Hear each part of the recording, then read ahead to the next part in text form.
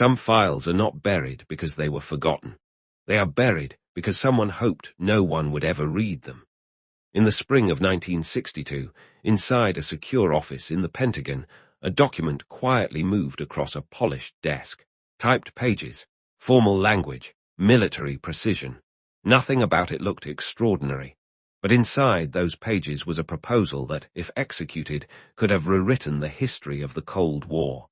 It suggested staging attacks against Americans and blaming them on Cuba. For more than 30 years, the document remained locked away inside classified archives. Few people outside a small circle of military officials had ever seen it. Then it was declassified, and when historians opened the file, one question immediately surfaced. How close did the United States actually come to approving it? Another question quickly followed. Why would senior military leaders believe such a plan could even be considered? And perhaps the most unsettling question of all, if this plan existed on paper, what else might still be hidden in sealed archives? To understand Operation Northwoods, you have to step back into a moment when the Cold War felt dangerously close to boiling over. The early 1960s were not calm diplomatic years. They were tense, paranoid, and filled with fear. The United States and the Soviet Union were locked in a global rivalry that stretched from Berlin to Southeast Asia. Nuclear weapons were being built faster than anyone could fully comprehend. Intelligence agencies were running covert operations in dozens of countries.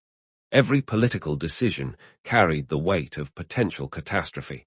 And just 90 miles off the coast of Florida, something had suddenly changed the balance of power. Cuba. In 1959, a young revolutionary named Fidel Castro had overthrown the government of Fulgencio Batista. What began as a nationalist revolution quickly transformed into something far more troubling for Washington. Castro aligned himself with the Soviet Union. Almost overnight, the United States found itself facing a communist government sitting practically at its doorstep. For American military planners, the situation felt intolerable. But removing Castro was not simple. The first attempt had already failed spectacularly. In April of 1961, the CIA launched a covert invasion known as the Bay of Pigs. Cuban exiles, trained and supported by the United States, landed on the island hoping to spark an uprising against Castro's government. The plan collapsed within days. Cuban forces quickly crushed the invasion. Hundreds of fighters were captured. The world watched as the United States suffered an embarrassing and highly public defeat. Inside Washington, the failure created a storm of anger and frustration.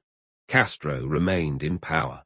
Soviet influence in the Western Hemisphere was growing, and the political appetite for another direct invasion was extremely limited. So military leaders began asking a difficult question. If the United States could not openly invade Cuba, what could justify it? That question slowly evolved into something darker. By early 1962, the Joint Chiefs of Staff began developing a series of proposals designed to create a pretext for military action against Castro's government.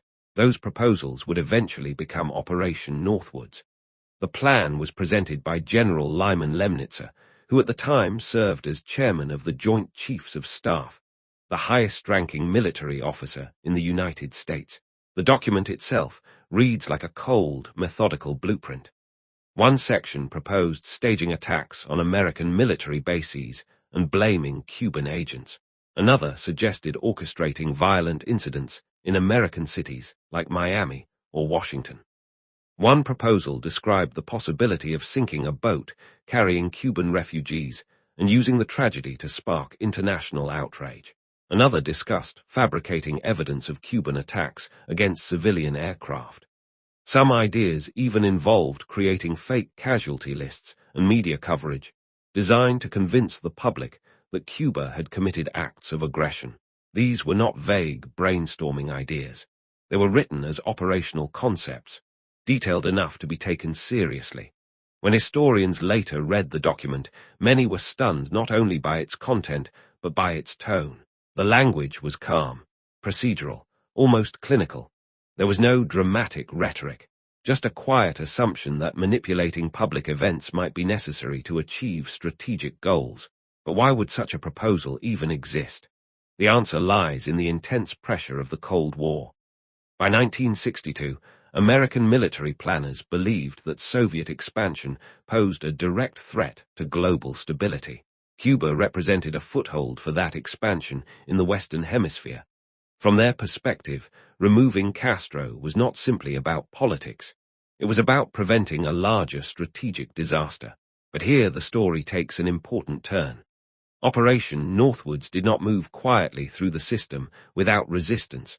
When the document reached Secretary of Defense Robert McNamara, it was forwarded to the White House. President John F. Kennedy reviewed the proposal, and he rejected it completely. Archival notes suggest Kennedy was deeply uncomfortable with the idea of staging false incidents to justify war.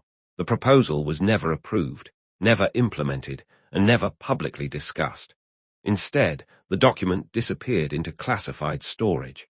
For decades, the existence of Operation Northwoods remained almost completely unknown. The Cold War continued. The Cuban Missile Crisis erupted later that same year, bringing the world closer to nuclear war than at any other moment in history. But Northwoods remained hidden in the archives until the 1990s.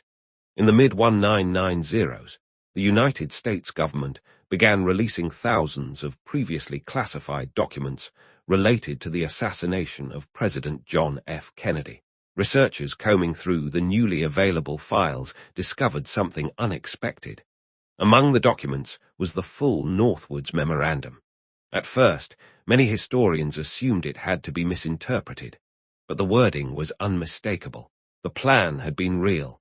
It had been formally written and presented to the highest levels of government. When the documents circulated publicly, reactions were immediate. Some readers interpreted Northwoods as evidence of dark conspiracies inside the U.S. government. Others saw it as a revealing snapshot of Cold War desperation. Historians today generally lean toward the second explanation. Military planning, especially during tense geopolitical standoffs, often involves extreme hypothetical scenarios. Many of these ideas never leave the page. But the fact that Northwoods reached the desks of senior officials shows just how far strategic thinking had drifted under Cold War pressure. Because by 1962, American leaders believed they were engaged in a global contest that could determine the future of entire political systems. Communism versus capitalism. Soviet influence versus Western alliances. Every regional conflict felt connected to that larger struggle.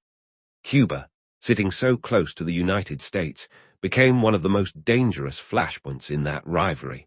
The Northwoods document reflects the mindset of that moment. A moment when fear, pride, and geopolitical rivalry collided. And in that collision, some military planners briefly considered strategies that would be unthinkable under normal circumstances. Yet there is another twist in the story that historians often emphasize. The system ultimately rejected the plan. Civilian leadership intervened.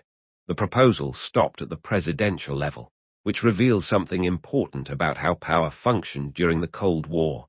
Military officials could propose extreme strategies, but they still required political approval. And in this case, that approval never came. The real significance of Operation Northwoods may not be that it almost happened. It's that the document survived. Archives have a strange power. They preserve moments when powerful institutions briefly considered crossing lines they ultimately decided not to cross. Northwoods is one of those preserved moments. A snapshot of a tense meeting room filled with military maps, ashtrays, Cold War paranoia, and men searching desperately for solutions. Solutions that sometimes drifted into dangerous territory. The final verdict most historians reach today is surprisingly balanced.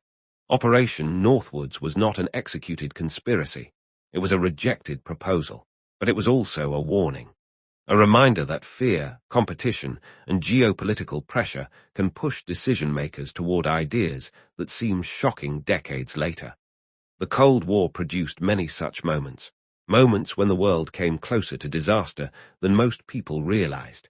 And sometimes those moments are only discovered years later, inside dusty archive boxes, typed on aging paper. waiting for someone to finally read them. Because once a document like Operation Northwoods surfaces, another thought becomes impossible to ignore. If one proposal like this existed, how many others were quietly written, debated, and sealed away?